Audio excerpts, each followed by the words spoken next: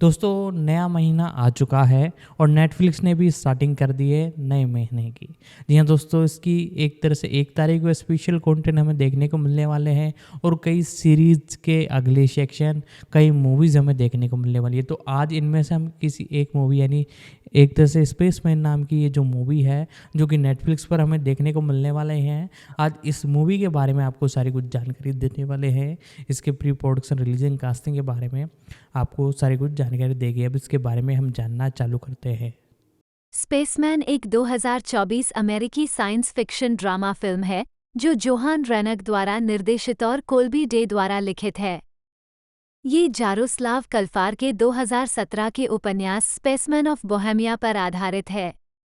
Adam Sandler, केरी Mulligan, Kunal Nair, Isabella रोसेलिनी और Paul डेनो अभिनीत यह एक अंतरिक्ष यात्री की कहानी है जिसे सौर मंडल के किनारे एक मिशन पर भेजा गया था, जिसका सामना एक ऐसे प्राणी से होता है जो उसकी सांसारिक समस्याओं को वापस लाने में उसकी मदद करता है। स्पेसमैन का प्रीमियर 21 फरवरी 2024 को 74वें बर्लिन अंतर्राष्ट्रीय फिल्म महोत्सव में हुआ। 2, 3 और 1 मार्च 2024 को नेटफ्लिक्स द्वारा इसकी स्ट्रीमिंग शुरुआत से पहले 23 फरवरी 2024 4 को एक सीमित नाटकीय रिलीज प्राप्त हुई। परिसर: इस अनुभाग को एक बेहतर कथानक सारांश की आवश्यकता है। कृपया कथानक सारांश को बेहतर बनाने में मदद करें। फरवरी 2024 जाने कि इस टेम्पलेट संदेश को कैसे और कब हटाना है। जब एक अंतरिक्ष यात्री को रहस्यमय प्राचीन धूल इकट्ठा करने के लिए सौर मंडल के किनारे पर भेजा जाता है, तो उसे पता चलता है कि उसका सांसारिक जीवन टुकड़े टुकड़े हो रहा है। वह एकमात्र आवाज की ओर मुड़ता है जो उसे वापस जोड़ने में मदद कर सकती है। ऐसा ही होता है कि यह एक ऐसे प्राणी से संबंधित है जो आरंभिक समय से ही अपने जहाज की छाया में छिपा हुआ था। 5.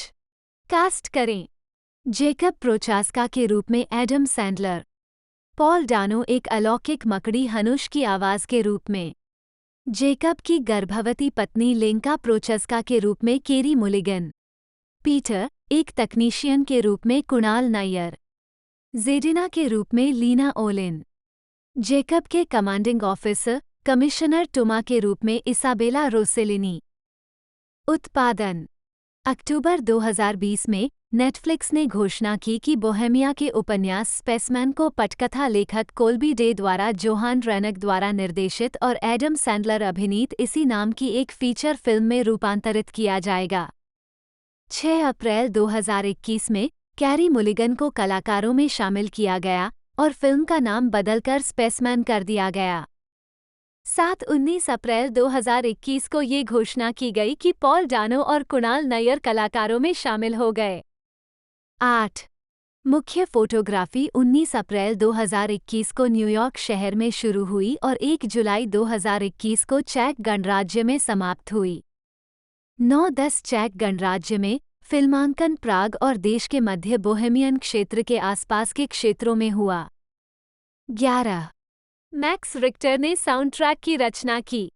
22 फरवरी 2024 को रिक्टर और अमेरिकी बैंड स्पार्क्स के बीच एक सहयोग, एक ट्रैक डोंट गो अवे, जो फिल्म में शामिल है, स्ट्रीमिंग सेवाओं के लिए जारी किया गया था।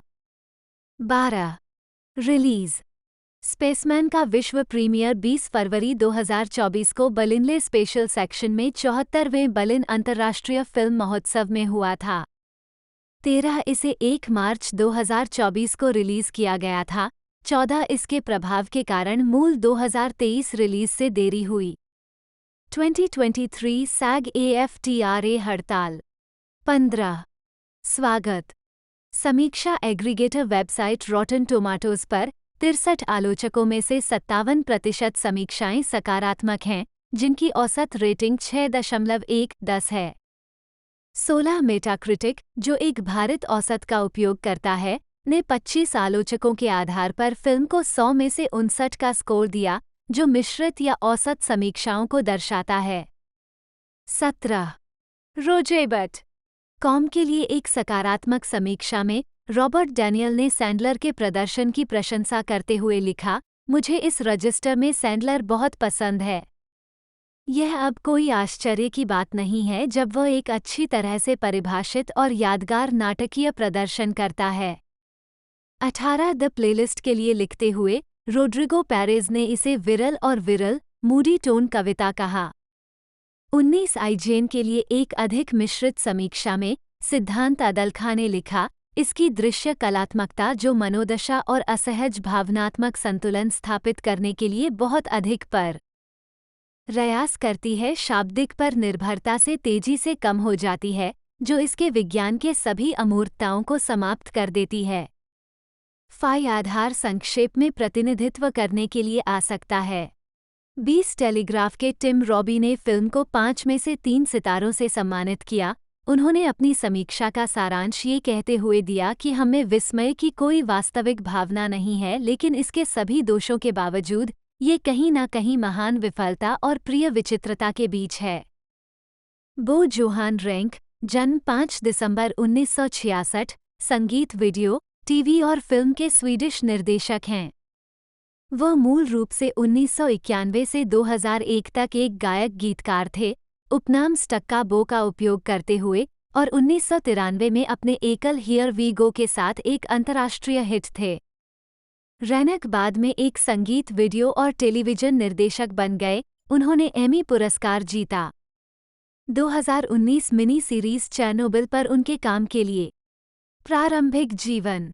रेनक का जन्म 5 दिसंबर 1966 को उपसला, स्वीडन में मेडिकल डॉक्टर और प्रोफेसर हंस रेनक और नज़ मरीना काइलबर्ग के बेटे के रूप में हुआ था।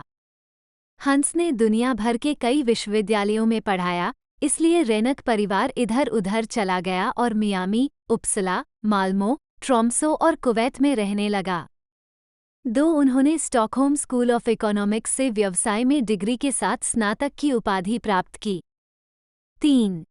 करियर। संगीत। विश्वविद्यालय में रहते हुए उन्होंने आर्मी ऑफ लवर्स की गायिका और पूर्व मॉडल कैमिला हेनेमाक को डेट किया, जिन्होंने उन्हें स्वीडिश संगीत व्यवसाय से परिचित कराया। उन्होंने यूरोडेंस जोड़ी ई टाइप जोड़ स्टाक का बी के आधे हिस्से के रूप में शुरुआत की, लेकिन 2 एकल के बाद अकेले चले गए। 4 स्टाक का बो के रूप में संगीत जारी करना जारी रखा। स्टाक का बो ने 1993 में हियर वी गो गीत के साथ एक हिट एकल गाया था, जो यूके सिंगल्स चार्ट में नंबर 13 पर पहुंच गया था। 5 स्टीरियो एमसी से काफी प्रभावित होकर, जो उस समय लोकप्रिय थे, here we go animated television श्रृंखला बीविस एंड बटहेड और सिटकॉम डेरी गर्ल्स के एक एपिसोड में प्रेटे पोटर फिल्मों में दिखाई दी। नेवर बीन किस्ड और एलियन ऑटोप्सी 6 और वीडियो गेम यूएफए यूरो 2004 में। 7. बहुत कम बजट के कारण उन्होंने अपने एकल प्रोजेक्ट के लिए पहले वीडियो का निर्देशन किया और अपने स्वयं के वीडियो बनाना जारी रखा। अंततः टिटियो और द कार्डिगन्स जैसे अन्य स्वीडिश कलाकारों के वीडियो का निर्देशन किया। 4. संगीत वीडियो। उन्होंने मेडोना के नथिंग रियली मैटर्स और हंग अप, काइली मिनोग के love at first sight, All Saints के ब्लैक कॉफी, रॉबिन के हैंडल मी सहित कई कलाकारों के लिए संगीत वीडियो का निर्देशन किया है। रॉबी विलियम्स की ट्रिपिंग और शीज मेडोना, द लिबर्टिन्स की what became of the likely lads, side की she's in fashion, new order की क्रिस्टल और crafty, Beyonce, me, my self and I, Chris Connell की can't change me, the knife की pass this on, fever ray की 7 और बे टफ और लैशेस की डैनियल। 8. 2012 में उन्होंने लाना डेल रे के लिए संगीत वीडियो ब्लू वेलवेट का निर्देशन किया, जिसका उपयोग H&M द्वारा वाणिज्यिक अभियान के लिए भी किया गया था। साथ ही बीच हाउस द्वारा वाइल्ड के लिए संगीत वीडियो भी किया गया था। 2015 में उन्होंने डेविड बॉवी के ब्लैक स्टार 9 और लाजर्स के लिए 10 मिनट के वीडियो का निर्देशन किया, जो जनवरी 2016 में प्रदर्शित हुआ। 2005 में उन्होंने और उनके भाई मार्टिन ने स्वीडिश बैंड द कार्डिगन्स से 2 वीडियो का निर्देशन किया। मुझे कुछ बढ़िया वाइन चाहिए और आपको अच्छा बनने की ज़रूरत है और अपनी बेटी को दोष ना दें, हीरे। वह कैरिन ड्रेजर और कैंट जैसे स्वीडिश कलाकारों के साथ जुड़े रहे हैं। फिल्म और टेलीविज़न। रैंक की पहली फिल्म डाउनलोडिंग नैन्सी 2008 का प्रीमियर 21 जनवरी 2008 को पार्क सिटी, यूटा में सनडांस फिल्म फेस्टिवल में हुआ।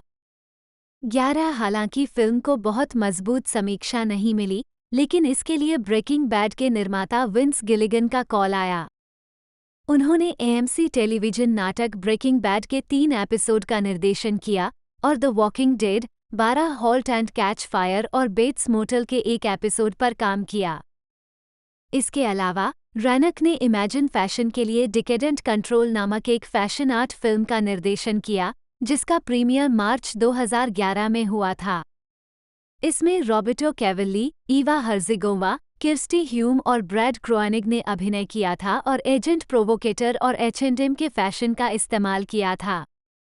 11 उन्होंने 2017 में स्वीडिश पत्रिका कैफे को बताया कि कुछ समय के लिए वह पायलटों, वाइकिंग्स, ब्लडलाइन को निर्देशित करना पसंद करते थे, लेकिन अब मिनी सीरीज पर काम करते हैं, जहां कोई भी सभी एपिसोड को निर्देशित कर सकता है, जैसे कि द लास्ट पैंथर्स।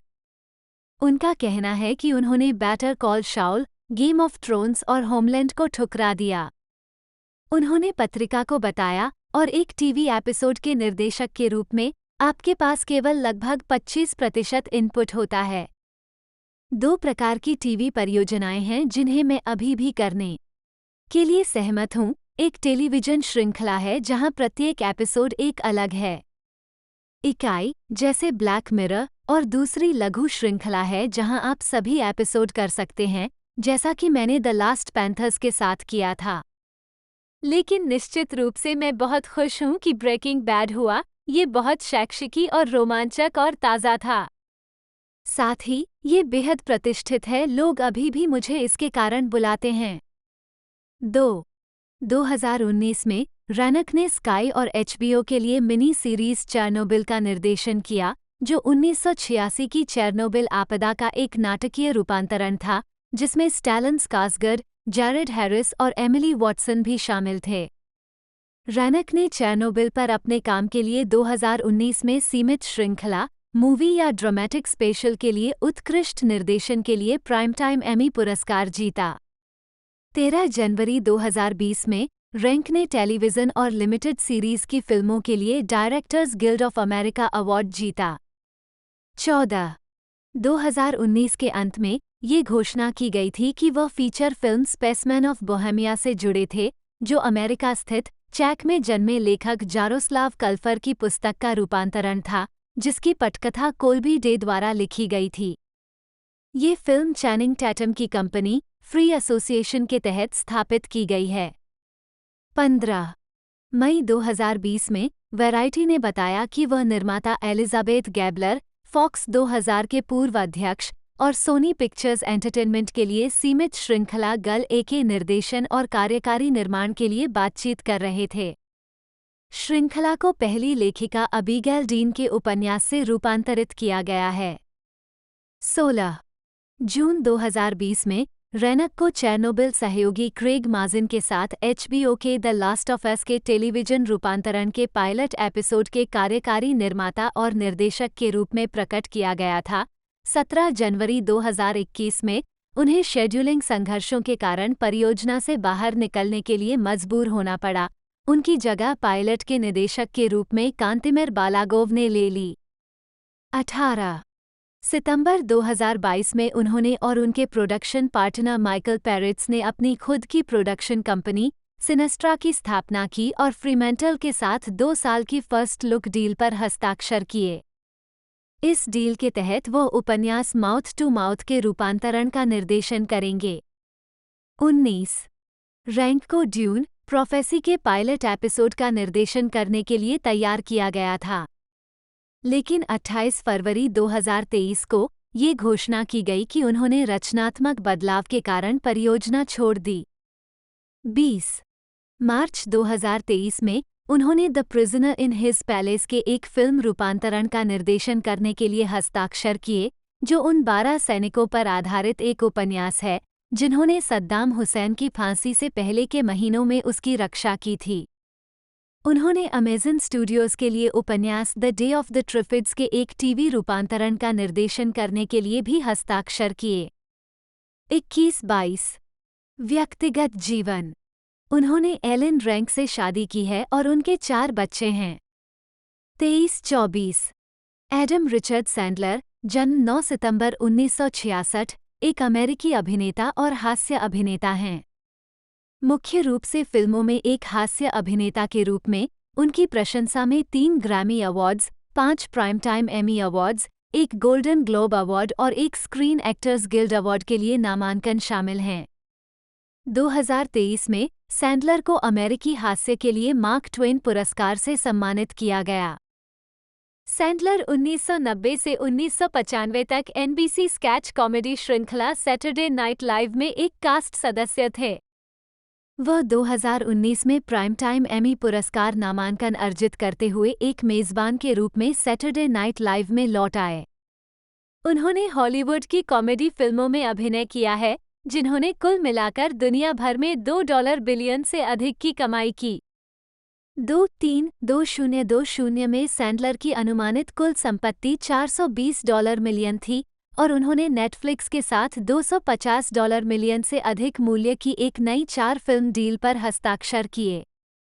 4 सैंडलर की हास्य भूमिकाओं में Billy Madison 1995, Happy Gilmore 1996, the Waterboy 1998, the Wedding Singer 1998, Big Daddy 1999, Mister Deeds 2002, 50 First Dates 2004 शामिल हैं। Longest Yard 2005, Click 2006, Grown Ups 2010, Just Go With It 2011, Grown Ups 2 2013, Blended 2014, Murder Mystery 2019 और Hubie Halloween 2020। उन्हें Punch Drunk Love 2002, the Meyerowitz Stories 2017, Uncut Gems 2019 और hustle 2022 में उनकी नाटकीय भूमिकाओं के लिए भी प्रशंसा मिली। 5-6 उन्होंने होटल ट्रांसिल्वेनिया फ्रेंचाइजी 2012-2018 की पहली 3 फिल्मों में ड्रैकुला को आवाज भी दी। जैक एंड जिल 2011 जैसी कई सैंडलर कॉमेडीज की निंदा की गई, जिसके परिणामस्वरूप 9 गोल्डन रास्पबरी पुरस्कार और 37 रास्पबरी पुरस्कार नामांकन प्राप्त हुए, जो सिल्वेस्टर स्टैलोन को छोड़कर किसी भी अभिनेता से अधिक है। प्रारंभिक जीवन। सैंडलर का जन्म 9 सितंबर 1966 को ब्रुकलिन, न्यूयॉर्क में हुआ था। 7 जूडिथ जूडी, नी लेविन, एक नर्सरी स्कूल शिक्षक और स्टैनली सैंडलर, एक इलेक्ट्रिकल इंजीनियर के घर। 7 उनका परिवार यहूदी है और दोनों तरफ के रूसी यहूदी आप्रवासियों के वंशज हैं। 8-9-10 सैंडलर 6 साल की उम्र में अपने परिवार के वहां चले जाने के बाद मैनचेस्टर, न्यू हैम्पशायर में पले बढ़े। 11 उन्होंने मैनचेस्टर सेंट्रल हाई स्कूल में पढ़ाई की। एक किशोर के रूप में सैंडलर एक यहूदी युवा समूह बीबीवाईओ में थे। उन्होंने 1988 में न्यूयॉर्क यूनिवर्सिटी के टिश स्कूल ऑफ आर्ट्स से स्नातक की उपाधि प्राप्त की। 12 आजीविका। ये भी देखें एडम सैंडलर द्वारा प्राप्त पुरस्कारों और नामांकनों की सूची। 1987-1995 प्रारंभिक टेलीविजन और फिल्म भूमिकाएं। 1987 में सैंडलर ने द कॉस्बी शो में थियो हक्सटेबल के दोस्त स्मिटी और MTV game show remote control में स्टड बॉय या ट्रिविया डेलिनग्वेंट की भूमिका निभाई। 1989 में गोइंग ओवरबोर्ड में अपनी फिल्म की शुरुआत के बाद सैंडलर ने कॉमेडी क्लबों में प्रदर्शन किया। जब वो 17 साल के थे, तब उन्होंने पहली बार अपने भाई के आग्रह पर मंच संभाला था।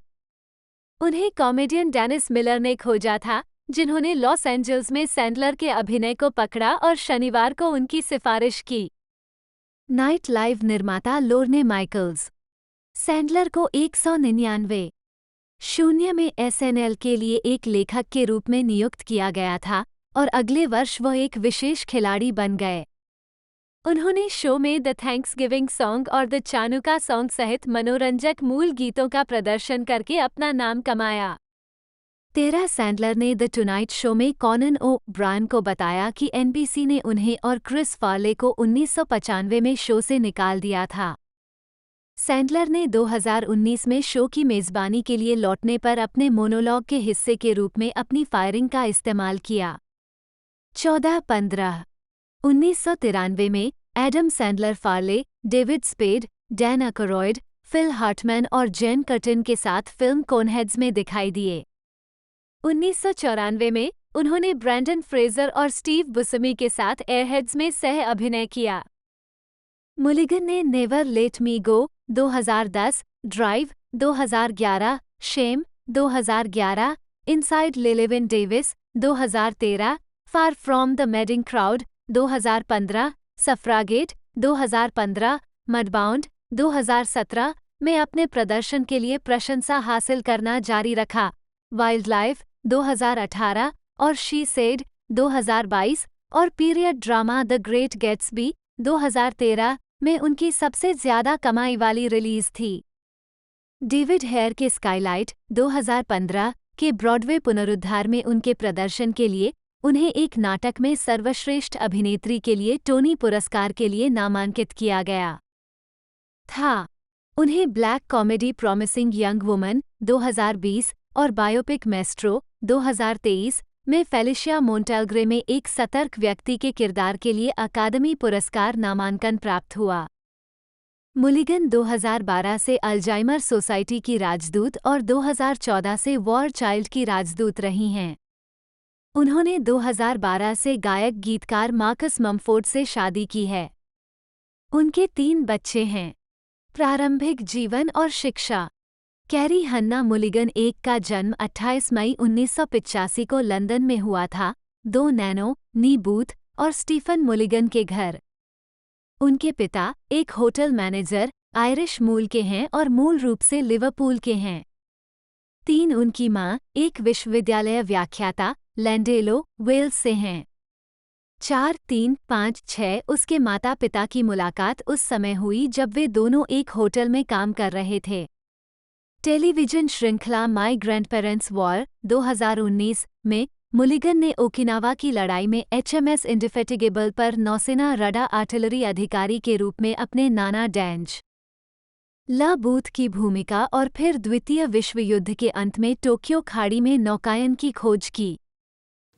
दोस्तों ये जो मूवी है एक तरह से कई जगह लॉन्च कर दी गई है और इंडिया के अंदर कल के दिन यानी 1 तारीख को ये लॉन्च की जाएगी। जी हाँ दोस्तों, इस मूवी की रेटिंग भी आ चुकी है। IMDb रेटिंग की बात की जाए तो 6.1 की है। साथ ही साथ रेड टमाटोज की बात की जाए तो 60% की रेटिंग है, यानी बढ़िया रेटिंग इस मूवी की देखने को मिली है। और ये बेस से पिछली एक आई हुई मूवी के ऊपर जो कि 2019 में देखने को मिली थी। अभी ये हमें एक तरह से 20 फरवरी 2024 को ब्रिलियनियन में इसे रिलीज़ किया गया था और इसके बाद इसे 23 फरवरी 2024 को यूनाइटेड स्टेट के अंदर रिलीज़ कर दिया गया था और अब फाइनली इसे नेटफ्लिक्स पर रिलीज़ कर दिया गया है। 1 तारीख को स्पेशली इसे रिलीज़ कर दिया जाएगा। टोटल मूवी के रनिंग लेंथ की बात की जाए तो 1 घंटा 46 मिनट तकरीबन, मैं आपको बताऊँ तो 100 लगभग 4 मिनट की इस मूवी की लेंथ है और साथ ही साथ इसे यूनाइटेड स्टेट में बनाया गया है और इंग्लिश इसकी मेन बेस लैंग्वेज है। तो आज इसी मूवी के ऊपर सारी कुछ जानकारी मैं दे चुका हूँ। आगे मैं इसकी कास्टिंग के बारे में आपको जानकारी देता हूँ। ये कथा चेक गणराज्य के पहले स्वतंत्र अंतरिक्ष यात्री जेकब प्रोचेस्का के दृष्टिकोण से बताई गई है। उन्हें अंतरिक्ष में 8 महीने के एकल मिशन पर शुक्र के पास इंटरगैलेक्टिक धूल के एक बादल पर भेजा गया है, जिसका निरीक्षण करने के लिए कोई भी अन्य देश अपने नागरिकों को भेजने का जोखिम उठाने को तैयार नहीं है।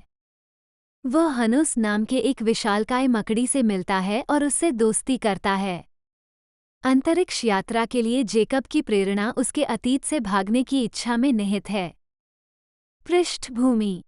जारोस्लाव कल्फार, चेक, जेरास्ला कैल्फर का जन्म वेलवेट क्रांति से 1 साल पहले 20 मई 1988 को प्राग, बोहेमिया में हुआ था और 2003 में 15 साल की उम्र में संयुक्त राज्य अमेरिका चले गए। उस समय वह बहुत कम अंग्रेजी बोलते थे और कार्टून नेटवर्क देखकर सीखते थे।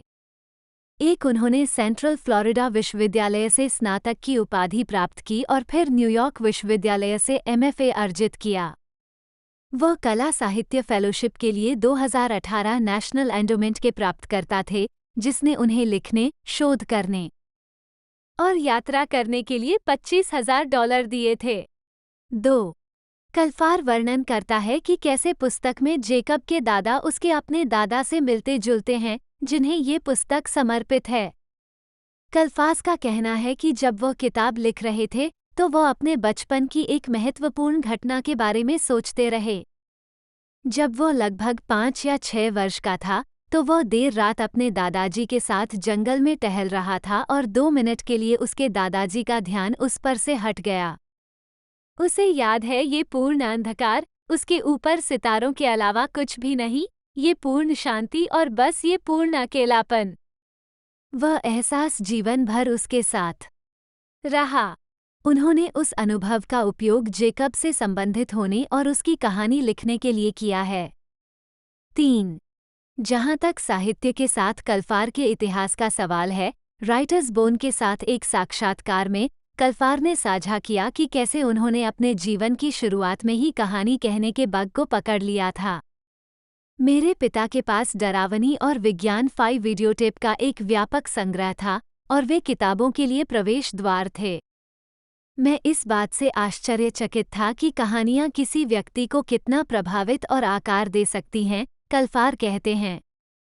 इसने उन्हें एक्स फाइल्स फैन फिक्शन लिखने की कोशिश करने के लिए प्रेरित किया, जिसने अंततः उन्हें अपनी मूल कथाएं लिखने के लिए प्रेरित किया।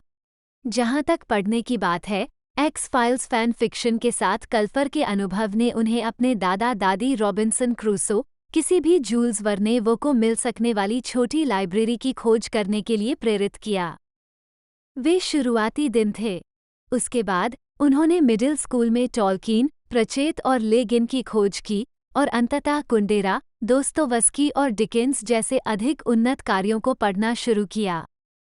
कल्फास की लेखन प्रक्रिया में रूपरेखा शामिल नहीं है, बल्कि इसके बजाय मौन में बैठना और खुद को उसके सिर में पात्रों को एक दूसरे पर चिल्लाते हुए सुनने की अनुमति देना शामिल है।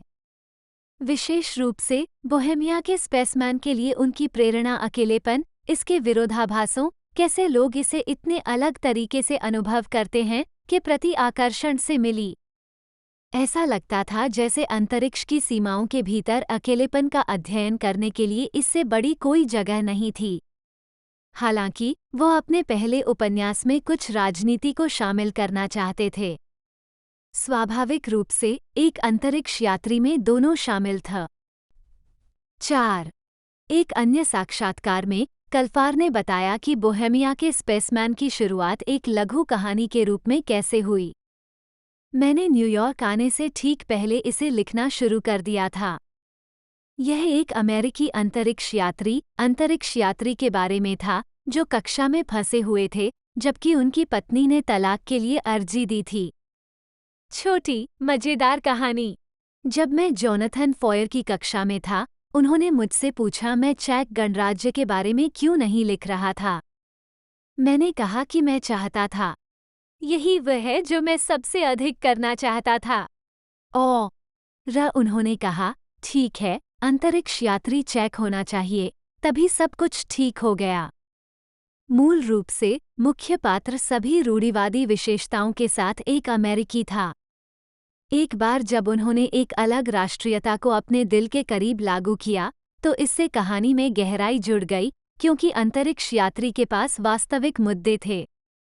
एक बार जब ये परिवर्तन किया गया, तो कहानी लंबी हो गई। ऐसा इसलिए था क्योंकि मैंने उसे किसी ऐसी चीज़ में बदल दिया था जो मेरे करीब थी और मैं वास्तव में उसके बारे में बहुत कुछ लिखना चाहता था। 5. कथानक।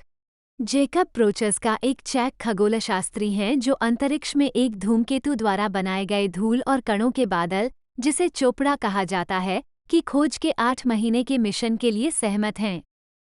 जेकब को बादल के नमूने इकट्ठा करने के लिए उसके स्थान, पृथ्वी और शुक्र के बीच की यात्रा करनी होगी ताकि वे यह निर्धारित कर सकें कि यह क्या है, ये रात में आकाश को बैंगनी क्यों बना रहा है और यह खुद को क्यों निगलना शुरू कर रहा है।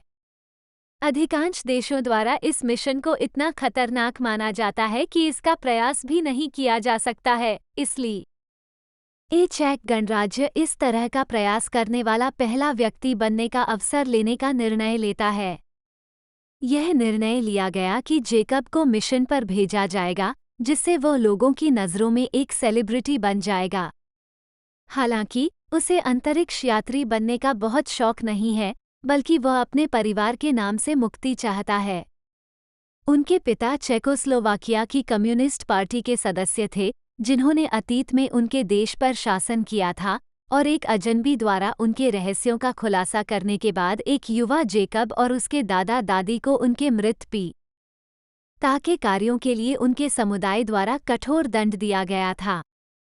जेकब को लगता है कि उनके परिवार का नाम केवल राष्ट्रीय नायक बनकर ही बचाया जा सकता है। 8 महीने के इस मिशन पर जाते समय जेकब अपनी पत्नी लेंका को पृथ्वी पर छोड़ देता है। वह अपने मिशन इंजीनियर पेट्रा के साथ हर दिन वीडियो कॉल पर उससे बात करते रहते हैं। परित्याग की भावना के साथ स्थिति का तनाव लेंका के लिए बहुत अधिक हो जाता है और वह जेकब को छोड़ देती है। इससे जेकब में अत्यधिक अकेलेपन की भावना बढ़ जाती है, जिससे उसका मिशन लगभग असहनीय हो जाता है। वह अत्यधिक शराब पीना शुरू कर देता है और उदास हो जाता है, और जब वह आवाज़ें सुनता है तो वह अपनी मानसिक स्थिति पर सवाल उठाने लगता है। जब जेकब ने अंतरिक्ष यान के चारों ओर घूमती हुई एक विशाल, बोलती हुई मकड़ी को देखना शुरू किया, तो उसने सोचा कि यह सिर्फ उसकी कल्पना है या मानसिक विक्षोभ है, लेकिन जब वह मकड़ी को देखना जारी रखता है तो उसे इस बारे में कम यकीन हो जाता है। मकड़ी, जिसे जेकब हनुश कहने का फैसला करता है, बताती है कि वह दूसरे ग्रह से आया एलियन है और उसे मनुष्यों और उनके जीवन के तरीके पर शोध करने के लिए भेजा गया था। लेंका का पीछा करने के लिए जिस जासूस को उसने काम पर रखा था, उससे रिपोर्ट वापस लेते समय जेकब हनुश के साथ अपना समय बिताता है। जब वह अंततः चोपड़ा के पास पहुंचता है, तो धूल के कण उसके जहाज को फाड़ देते हैं और वह अपने अंतिम क्षण मरते हुए हानूस के साथ बिताने का फैसला करता है, जिसके वह बहुत करीब हो गया है। अंतिम क्षण में जेकब को एक रूसी शटल द्वारा बचाया जाता है, जहां वह 3 अन्य अंतरिक्ष यात्रियों से मिलता है। वे समझाते हैं कि वे एक गुप्त रूसी कार्यक्रम से हैं और एक बार जब वे उतरेंगे तो उन्हें कैद कर लिया जाएगा। जैसे ही वे उतर रहे थे, जेकब एक अंतरिक्ष यात्री की मदद से भाग निकला, जो दावा करता है कि वह हनुश से भी मिला था। भागने के प्रयास के कारण जहाज दुर्घटनाग्रस्त हो जाता है, जिसके कारण जेकब एकमात्र जीवित बच जाता है। उसे दुनिया के लिए मृत घोषित कर दिया गया और उसने निर्णय लिया कि यह उसके और लेंका दोनों के लिए बेहतर है, जिसके बारे में उसका मानना है कि वो उसके बिना अधिक खुश है। वह अपने बचपन के घर वापस जाता है, जहां वह अपना शेष जीवन जीने का फैसला करता है। पात्र: जेकब प्रोचास्का, चैक, जैकब प्रोक्सास्का, कहानी का नायक और कथावाचक। हम अंतरिक्ष और वापसी की उनकी यात्रा के साथ साथ उनकी युवावस्था की यादों पर भी उनका अनुसरण करते हैं। लेंका, चैक, एलेंका, जेकब की पत्नी। वह उसके अंतरिक्ष में जाने से पैदा हुए भावनात्मक तनाव और उनके रिश्ते पर तनाव के कारण उसे छोड़ देती है। हानूस, चैक, हनु, एक मकड़ी जैसा एलियन जो जेकब से मिलने जाता है जब वो अंतरिक्ष में होता है। वह जेकब की यादों में झांकने के लिए टेलीपैथी का उपयोग करता है। जैसे जैसे कहानी आगे बढ़ती है, हनुस जेकब के साथ घनिष्ठ संबंध बनाता है। जेकब के पिता कम्युनिस्ट पार्टी के सदस्य, जो गुप्त रूप से एसटीबी, कम्युनिस्ट गुप्त पुलिस एजेंसी, के लिए एक पूछताछकर्ता के रूप में काम कर रहे थे। उसकी स्थिति जेकब और उसके दादा दादी के बहिष्कार और धमकाने का कारण बनेगी। जेकब के दादा एक किसान। वह एक स्पष्टवादी व्यक्ति है, लेकिन जैसे ही शूमैन से उसके घरेलू जीवन को खतरा होता है, वो मौखिक रूप से अधिक आक्रामक हो जाता है। उनका परिवार इसे भौतिक होने से बचाने में सक्षम है। जेकब की दादी जब जेकब की बात आती है तो वह अपने पति से अधिक दयालु लगती हैं। पेट्रा, चैक, पीटिया, जेकब का मिशन इंजीनियर। हनुश के अलावा जब वह अंतरिक्ष में होता है तो जेकब का एक दोस्त उसका सबसे करीबी व्यक्ति प्रतीत होता है। कहानी में उसका उपयोग जेकब के लिए लेंका के एकमात्र लिंक के रूप में किया गया है, क्योंकि वह उसके जाने के बाद उसे जानकारी देता है और पृथ्वी पर वापस आने पर उसे ढूंढने में उसकी मदद करता है। डॉक्टर कुराक चैक कुराक जेकब के मनोचिकित्सक। ऐसा प्रतीत होता है कि उन्हें फ्रॉइड के सिद्धांतों में गहरी रुचि है। जेकब को उससे बड़ी नापसंदगी है। शूमैन एक प्रतिशोधी प्लूटोक्रेट जिसे जेकब के पिता ने अपनी युवावस्था में यातना दी थी और कैद कर लिया था। उसे लगता है कि जेकब की जवानी बर्बाद होने के लिए उसका परिवार उसका आभारी है। वह जेकब में भी रुचि लेता है, जैसे जैसे वो परिपक्व होता है, उस पर नजर रखता है। क्लारा रूसी प्रेत अंतरिक्ष यात्रियों में से एक को चोपड़ा की जांच के लिए एक गुप्त मिशन पर भेजा गया था। वह जेकब के प्रति सबसे दयालु है, जिसके कारण उसके मन में उसके प्रति आकर्षण विकसित हो गया है। वसीली चोपड़ा की जांच के लिए एक गुप्त मिशन पर भेजे गए रूसी प्रेत अंतरिक्ष यात्रियों में से एक। जेकब के अलावा वह हनुष से मिलने वाला एकमात्र पात्र है। हालांकि वो एलियन को भगवान मानता है और पागल हो गया है। युवराज रूसी प्रेत अंतरिक्ष यात्रियों में से एक को चोपड़ा की जांच के लिए एक गुप्त मिशन पर भेजा गया था। ऐसा प्रतीत होता है कि उसमें परपीड़क प्रवृत्ति अधिक है। स्वागत। एनपीआर के लेखक जेसन हेलर और द न्यूयॉर्क टाइम्स के लेखक हरी कुंजरू दोनों विज्ञान फाई शैली को अपने सिर पर उठाने के लिए कल्फर के उपन्यास की प्रशंसा करते हैं। 6-7 कुंजरू का कहना है कि बोहेमिया का स्पेसमैन विज्ञान फाई शैली के कुछ अधिक तकनीकी पहलुओं को समझाते हुए नहीं रुकता है, बल्कि असाधारण वैचारिक फर्नीचर जिसे उपन्यास की कहानी स्थापित करती है मानव स्तर के मुद्दों के लिए केवल रूपक हैं जो इसकी वास्तविक चिंताएं हैं। 7 कुंजरू ने पुस्तक के बारे में आगे कहा, इसका मतलब यह नहीं है कि कल्फर ने अपना शोध नहीं किया है। इसमें शौचालय जाने और कक्षा में अपने दांतों को साफ करने की प्रक्रिया, मांसपेशियों की बर्बादी के खतरों और शून्य गुरुत्वाकर्षण में जीवन की अन्य छोटी छोटी बातें, लेकिन सारा चक्करदार अंतरिक्ष व्यवसाय इस मूल प्रश्न से जुड़ा हुआ है कि जाने का क्या मतलब है और क्या वापस आना संभव है। 7 द गार्जियन में टिबोर फिशर लिखते हैं, स्पेसमैन ऑफ बोहेमिया को कई प्रशंसकों का दिल जीतना चाहिए। ये हंसी, इतिहास के पाठ और एक सुअर की हत्या के साथ सोलारिस है। 8 फिल्म रूपांतरण। मुख्य लेख स्पेसमैन 2024 फिल्म। 26 अक्टूबर 2020 को नेटफ्लिक्स ने घोषणा की कि उपन्यास को स्पेसमैन नामक एक फीचर फिल्म में रूपांतरित किया जाएगा, जो जोहान रेनग द्वारा निर्देशित, कोल्बी डे की पटकथा और एडम सैंडलर और कैरी मुलिगन द्वारा अभिनीत होगी। 9 जून 2021 में स्पेसमैन के लिए फिल्मांकन प्राग, चेक गणराज्य में शुरू हुआ। 10 स्पेसमैन 1 मार्च 2024 को नेटफ्लिक्स पर स्ट्रीमिंग शुरू करने वाला है। 11 सैंडलर ने बिली मैडिसन 1995 में एक वयस्क व्यक्ति की भूमिका निभाई, जो अपने पिता का सम्मान वापस पाने और अपने पिता के करोड़ों डॉलर के होटल साम्राज्य का उत्तराधिकार पाने का अधिकार पाने के लिए ग्रेड 1 12 दोहराता है। नकारात्मक समीक्षाओं के बावजूद फिल्म बॉक्स ऑफिस पर सफल रही। उन्होंने इस फिल्म के बाद बुलेट प्रूफ 1996 और आर्थिक रूप से सफल कॉमेडी फिल्में हैप्पी गिल्मो 1996 और the Wedding Singer 1998 Drew Barrymore के साथ उनका पहला सहयोग प्रदर्शित की।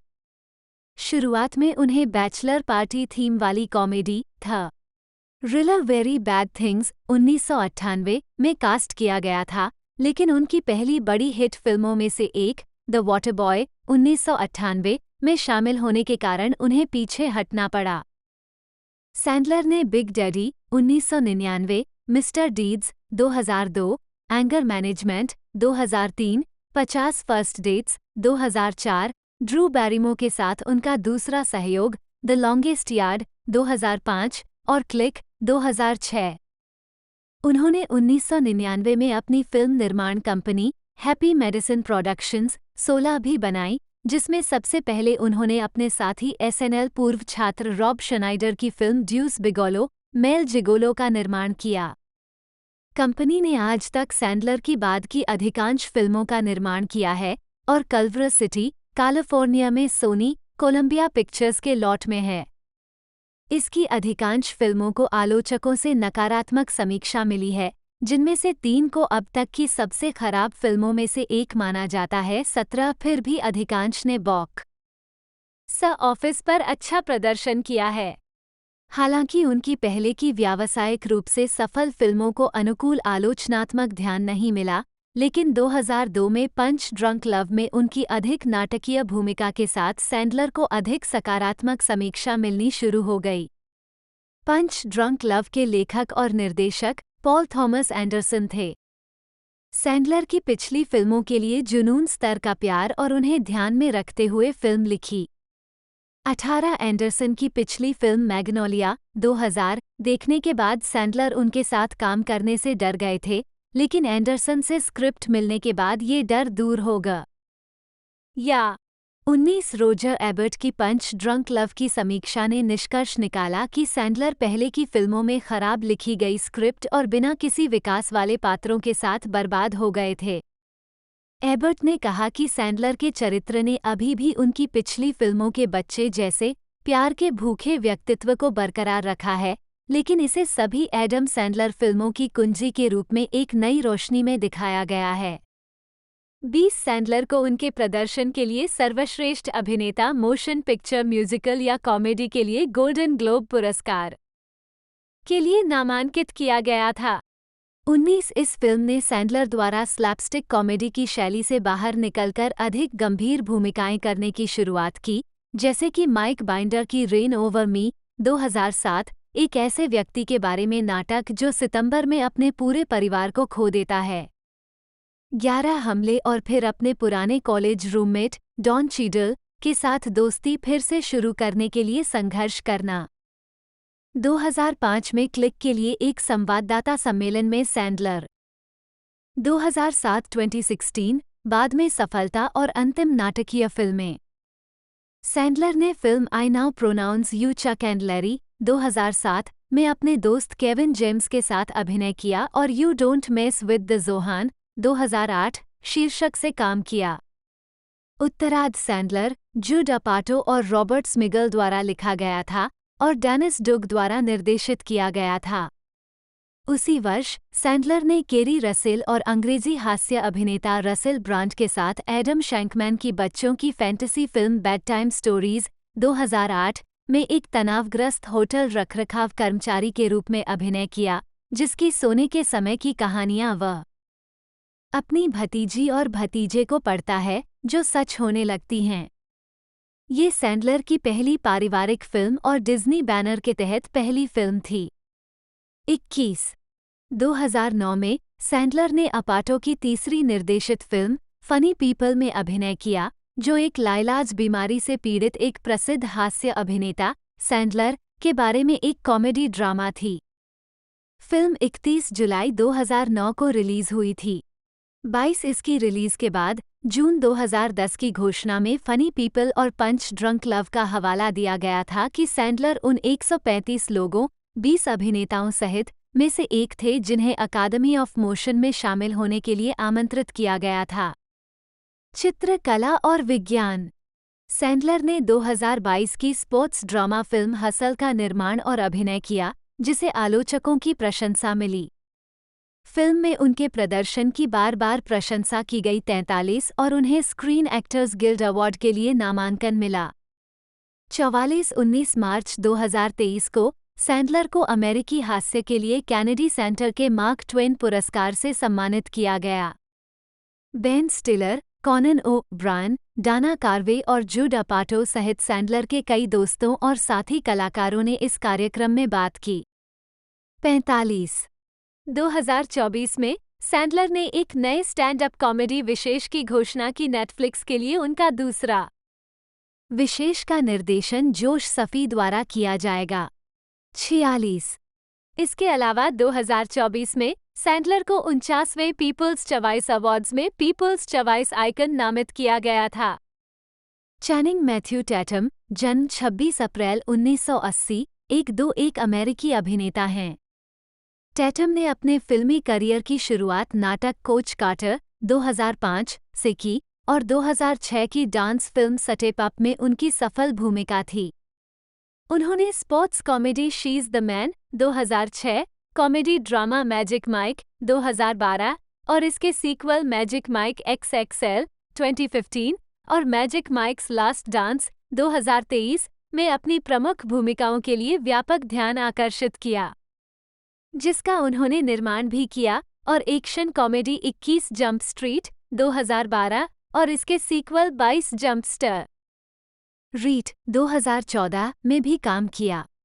Tatum action film G.I. जो द राइज ऑफ कोबरा 2009 और इसके सीक्वल G.I. जो रिटालिएशन 2013 में ड्यूक के रूप में भी दिखाई दिए हैं।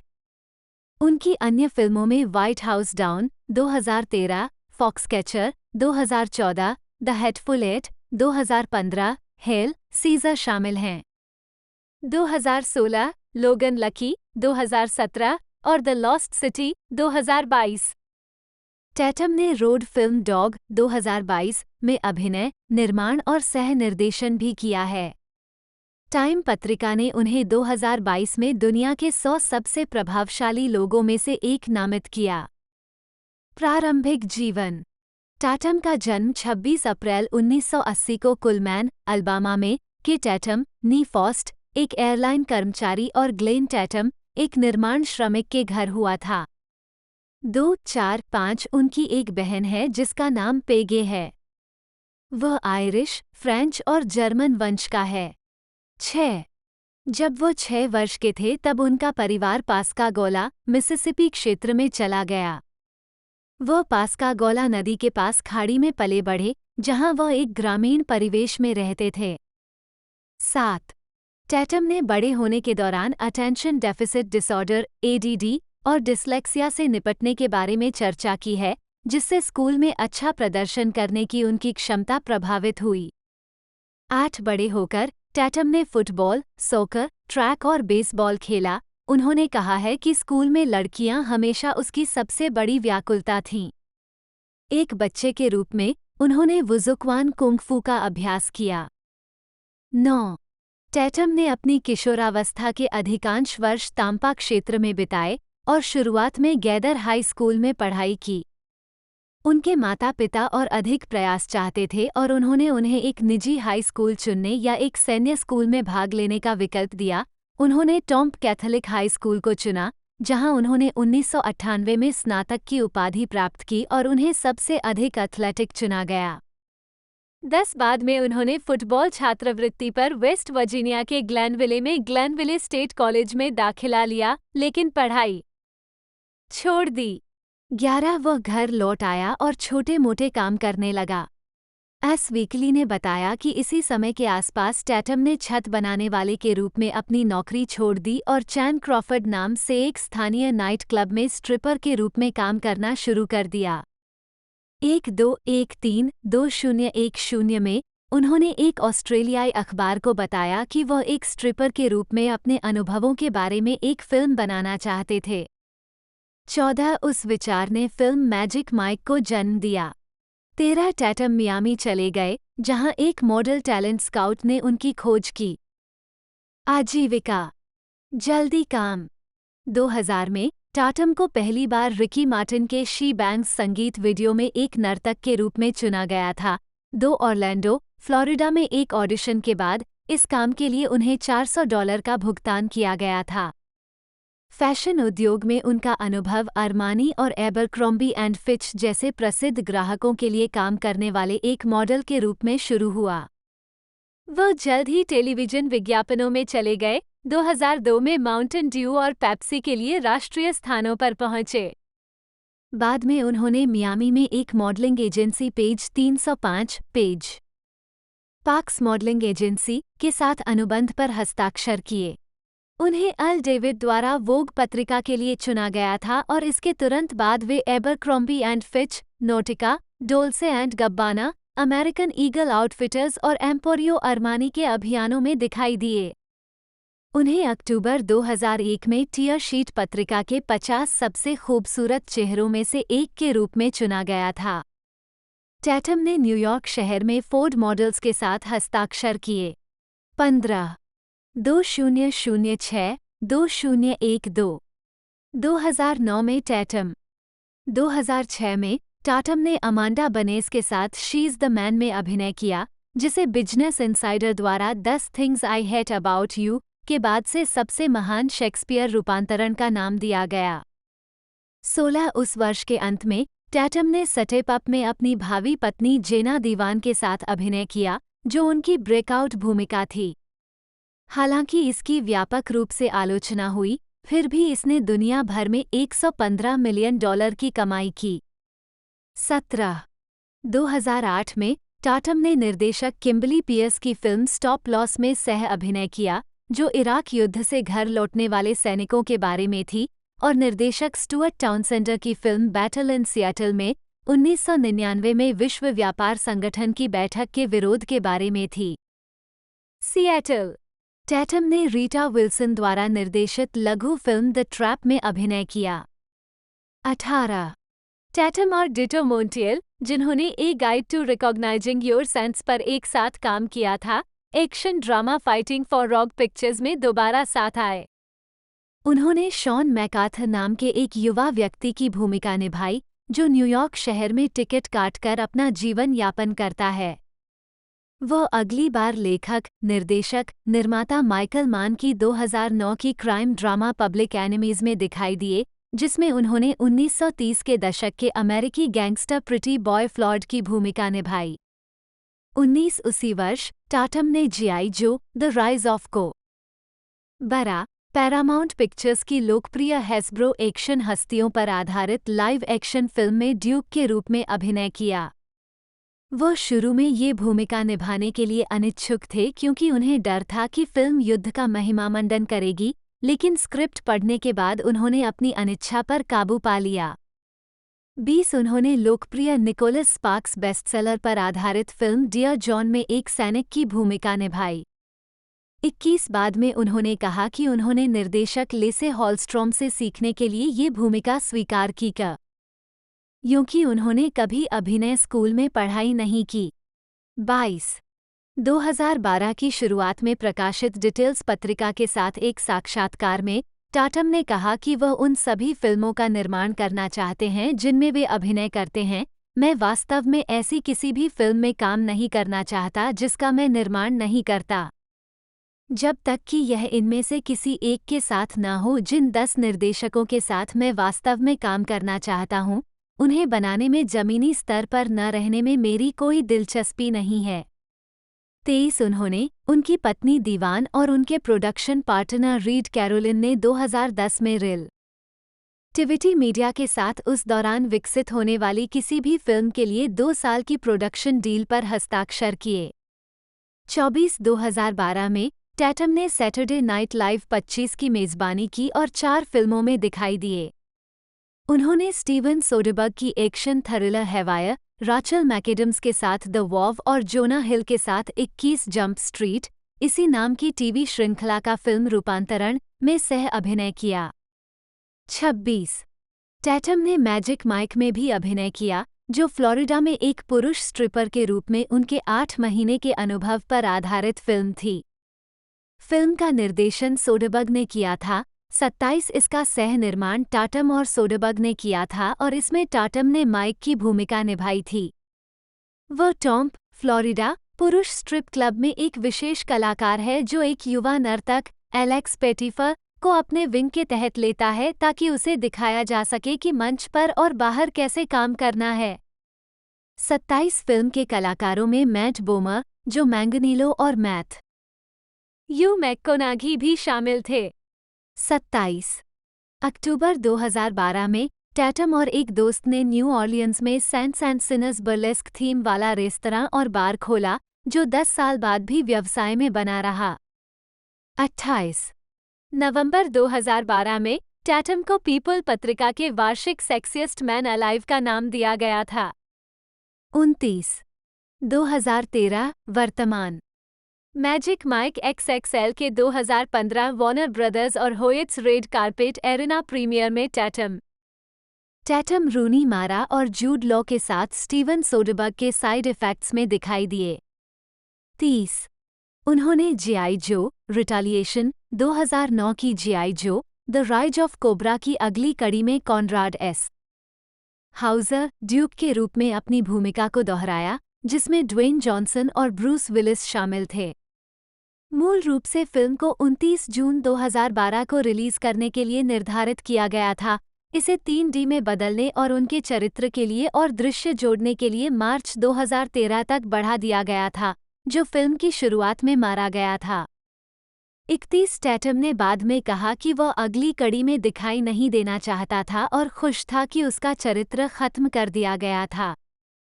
32 इसके अलावा 2013 में वह एक और action film white House down में दिखाई दिए. 3 टैटम ने 21 जंप स्ट्रीट की अपनी भूमिका को इसके सीक्वल 22 जंप स्ट्रीट में दोहराया, जो 13 जून 2014 को रिलीज हुई थी. 34 इसके अलावा 2014 में उन्होंने फॉक्सकैचर में स्टीव कैरल के साथ सह अभिनय किया. ये जॉन डुपोंट की कहानी है, जो सिजोफ्रेनिया से पीड़ित था और उसने ओलंपिक पहलवान डेव शुल्ट्ज की हत्या कर दी थी, जो टाटम द्वारा निभाए गए चरित्र का भाई था, जिसने ओलंपिक स्वर्ण भी जीता था. 35 टैटम एक एकल फिल्म में एक्स-मैन चरित्र रेमी लेब्यू गैम्बिट के रूप में अभिनय करने के लिए तैयार थे, जो एक्स-मैन फिल्म ब्रह्मांड के भीतर सेट थी, जिसे उन्होंने निर्मित किया होगा. 36, 37, 38 लेकिन फिल्म थी 2014 से विकास नरक में रहने के बाद मई 2019 में रद्द कर दिया गया. 39 टैटम ने अपने निर्देशन की शुरुआत डॉग पर की, जो एक रोड ट्रिप कॉमेडी थी जिसमें एक पूर्व आर्मी रेंजर और उसके कुत्ते पर नज़र रखी गई थी, जिसमें उन्होंने अभिनय किया था और नियमित सहयोगी रीड कैरोलिन के साथ सह अभिनीत किया था. 40 आने वाली फिल्में. हॉलीवुड रिपोर्टर ने नवंबर 2020 में बताया कि टैटम एक शीर्षकहीन फीचर में अभिनय करने के लिए तैयार है, जिसे एक आधुनिक दिन जीप में गाल थ्रिलर के रूप में वर्णित किया गया है, जो यूनिवर्सल की क्लासिक मॉन्स्टर विशेषताओं से प्रेरित है, जिसे फिल लॉर्ड और क्रिस मिलर द्वारा निर्मित किया जाएगा. 41 दिसंबर 2020 में वैराइटी ने पुष्टि की कि टाटम पैरामाउंट पिक्चर्स की romantic action adventure film the lost city में सैंड्रा बुलॉक के साथ अभिनय करने जा रही है. 42 हाल ही में उनकी प्रोडक्शन कंपनी फ्री एसोसिएशन ने MGM के साथ फर्स्ट लुक डील पर हस्ताक्षर किए.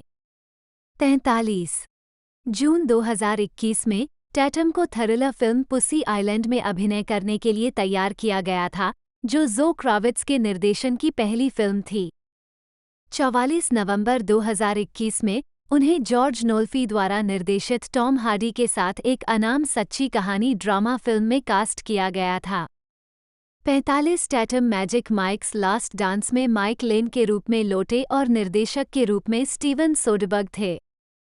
फिल्म HBO मैक्स पर एक विशेष प्रीमियर के लिए निर्धारित की गई थी. 46 लेकिन 10 फरवरी 2023 को सिनेमाघरों में रिलीज हुई थी. 47 वह जर्मन फिल्म सिस्टम क्रैशर के रीमेक में अभिनय करेंगे, जो 2019 में रिलीज हुई थी. 48 उत्पादन कंपनियां. टैटम ने 2 प्रोडक्शन कंपनियां शुरू की, 33 एंड आउट प्रोडक्शंस 49 और आयरन हॉर्स एंटरटेनमेंट. 50 उनका पहला प्रोडक्शन 2010 की documentary earth made of glass था. पुस्तकें. टैटम ने अपनी बेटी से प्रेरित होकर 2 चित्र पुस्तकें लिखी हैं. 51 पहला द वन एंड ओनली स्पाकेला 2021 प्रकाशित होने वाले सप्ताह में बच्चों की चित्र पुस्तकों के लिए #1 न्यूयॉर्क टाइम्स बेस्टसेलर था. 52 the One and Only Sparkella Makes a Plan 2022 में प्रकाशित होगा. 53 व्यक्तिगत जीवन. पीबॉडी अवार्ड्स 2012 में टैटम और जेना दीवान. 2006 में टैटम की मुलाकात अभिनेत्री जेना दीवान से उनकी फिल्म स्टेप अप के सेट पर हुई और उन्होंने 11 जुलाई 2009 को कैलिफोर्निया के मालिबू में शादी कर ली. 54 उनकी एक बेटी है, जिसका जन्म 2013 में हुआ. 55 2 अप्रैल 2018 को जोड़े ने घोषणा की कि वे अलग हो रहे हैं. 56 6 महीने बाद दीवान ने टाटम से तलाक के लिए अर्जी दायर की. 57 तलाक को नवंबर 2019 में अंतिम रूप दिया गया. 58 वैनिटी फेयर के साथ 2023 के एक साक्षात्कार में टाटम ने सवाल किया कि क्या वो कभी दोबारा शादी करेंगे, हालांकि उन्होंने कहा कि उनके तलाक ने आत्मसुधार को प्रेरित किया, जिसमें उनकी बेटी के साथ एक मजबूत रिश्ता भी शामिल था। 51 टैटम ने 2018 से 2020 तक अंग्रेजी गायिका जेसी जे को डेट किया। 5960612021 में टैटम ने जो क्राविट्ज को डेट करना शुरू किया और 2023 में दोनों की सगाई हो गई। 62-63 अक्टूबर 2023 में टाटम ने गाजा पर इजरायली बमबारी के दौरान युद्धविराम के लिए राष्ट्रपति बिडेन को कलाकारों के एक खुले पत्र पर हस्ताक्षर किए। 64 फिल्मोग्राफी चाबी उन कार्यों को दर्शाता है जो अभी तक जारी नहीं किए गए हैं। 0 साल बाद आखिरकार वे सामने आ गए। 54 व्यक्तिगत जीवन फरवरी 2011 में हॉलीवुड वॉक ऑफ फेम पर एक स्टार प्राप्त करने के समारोह में सैंडलर अपनी 2 बेटियों सनी और सैदी के साथ। सैंडलर की शादी 2003 से जैकलिन जैकी सैंडलर नी टिटोन से हुई है। 55 उन्होंने सैंडलर के धर्म यहूदी धर्म को अपना लिया। 56 दंपति की 2 बेटियां हैं, सैदी जन्म मई 2006, 57 और सनी जन्म नवंबर 2008। 58 सैंडलर की पत्नी और बच्चे अक्सर उनकी फिल्मों में दिखाई देते हैं।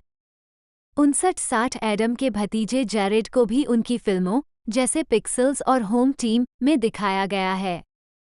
61 2007 में सैंडलर ने मैनचेस्टर, न्यू हैम्पशायर में अमेरिका के लड़कों और लड़कियों के क्लबों को $1 मिलियन का दान दिया। 62 सैंडलर ने सार्वजनिक रूप से अपने राजनीतिक झुकाव पर चर्चा नहीं की है। ये बताया गया है कि वो रिपब्लिकन के रूप में मतदान करने के लिए पंजीकृत हैं। उन्होंने 2004 के रिपब्लिकन नेशनल कन्वेंशन में प्रदर्शन किया और उन्होंने रूडी गिuliani के 2008 के राष्ट्रपति अभियान में $2100 का योगदान दिया, उस समय अनुमत अधिकतम राशि। 4 मई 2019 को सैंडलर ने सैटरडे नाइट लाइव के मेज़बान के रूप में अपनी पहली उपस्थिति दर्ज की और अपने दोस्त और साथी पूर्व कलाकार क्रिस फार्ले को श्रद्धांजलि के साथ एपिसोड को समाप्त किया। 36 सैंडलर को उनके होस्टिंग कार्यकाल के लिए कॉमेडी सीरीज नामांकन में उत्कृष्ट अतिथि अभिनेता के लिए प्राइम टाइम एमी पुरस्कार मिला। जून 2019 में उन्होंने नेटफ्लिक्स फिल्म मर्डर मिस्ट्री में जेनिफर एनिस्टन के साथ अभिनय किया, जिसने कंपनी के इतिहास में सबसे बड़े शुरुआती सप्ताहांत का रिकॉर्ड तोड़ दिया। 37 दिसंबर 2019 में सैंडलर ने सफी ब्रदर्स द्वारा निर्देशित crime thriller drama uncut James में अभिनय किया। 38 फिल्म और सैंडलर के अभिनय को आलोचकों की प्रशंसा मिली और आलोचकों से साल के अंत में कई पुरस्कार मिले, जिन्होंने इस भूमिका को सैंडलर के करियर की सर्वश्रेष्ठ भूमिका के रूप में देखा, जिसके लिए उन्होंने सर्वश्रेष्ठ पुरुष नायक के लिए इंडिपेंडेंट स्पिरिट अवार्ड अर्जित किया। 39-40 जनवरी 2020 में नेटफ्लिक्स ने हैप्पी मेडिसिन प्रोडक्शंस के साथ $275 मिलियन तक की नई 4 फिल्म डील की घोषणा की। 41 सैंडलर ने 2020 नेटफ्लिक्स फिल्म हबी हैलोवीन में अभिनय किया और लिखा। इसके अलावा उन्होंने नेटफ्लिक्स के animated coming of age musical Leo में लियो द लिजर्ड को आवाज दी। 42 था बेहतर जानने के लिए पर्याप्त स्मार्ट, किसी भी तरह से इसे करने के लिए पर्याप्त समझदार, परवाह न करने के लिए पर्याप्त आलसी। 26 अगले वर्ष सैंडलर ने जेनिफर एनिस्टन के साथ romantic comedy film just Go With it में अभिनय किया। 27 उन्होंने 8 जुलाई 2011 को रिलीज हुई केविन जेम्स की ज़ूकीपर में एक कैपुचिन बंदर की आवाज़ भी दी। 2012 में उन्होंने दैट्स माय बॉय में एक ऐसे व्यक्ति की भूमिका निभाई जिसने अपने शिक्षक ईवा अमोरी के साथ एक बेटे एंडी सैम्बर्ग को जन्म दिया। हाई स्कूल 2013 में 2010 में Sandler Kevin James, Chris Rock, Rob Schneider, David Spade, Salma Hayek, Maria Bello और माया रुडोल्फ के साथ ग्रोन अप्स में दिखाई दिए। सैंडलर और डिकी रॉबर्ट्स के लेखक फ्रेड वुल्फ ने पटकथा लिखी और डेनिस डुग ने निर्देशन किया। 24 ग्रोन अप्स और ग्रोन अप्स 2 सहित सैंडलर की बाद की कॉमेडी फिल्मों को बड़े पैमाने पर नकारात्मक समीक्षा मिली। 25 बाद की समीक्षा करते हुए लॉस एंजल्स टाइम्स के आलोचक मार्क ऑल्सन ने टिप्पणी की कि सैंडलर जो डापाटो के विरोधी बन गए थे, इसके बजाय वह सफ़ेद टाइलर पेर। सैंडलर ने 2017 नेटफ्लिक्स फिल्म सैंडी वैक्सलर में अभिनय किया, जिसमें उन्होंने एक प्रतिभा प्रबंधक की भूमिका निभाई जिसे अपने एक ग्राहक से प्यार हो जाता है। वह 2017 में नोआ बाउम्बाच के पारिवारिक नाटक द मेरोविच स्टोरीज के साथ नाटकीय क्षेत्र में लौट आए। फिल्म में सैंडलर ने डैनी मेरोविच का किरदार निभाया है, जो बेरोजगार है और अपनी पत्नी से अलग हो गया है। वह अपने भाई बेन स्टिलर, अपनी बहन एलिजाबेथ मार्वल और अपने पिता डस्टिन हॉफमैन के साथ खराब रिश्तों का अनुभव कर रहा है। फिल्म का तो दोस्तों आज की इस वीडियो में हमने इस ज़बरदस्त सीरीज के यानी इस मूवी के बारे में आपको सारी कुछ जानकारी दी, जो कि एक तरह से नेटफ्लिक्स पर अभी हमें देखने को मिलने वाली है। तो इस मूवी की डिटेल आपको कैसे लगी, सारी जानकारी आपको कैसी लगी, वीडियो अच्छी लगी हो तो लाइक कीजिएगा, चैनल को सब्सक्राइब कर लीजिएगा। आज की इस वीडियो में इतना ही, मिलते हैं अगले वीडियो में।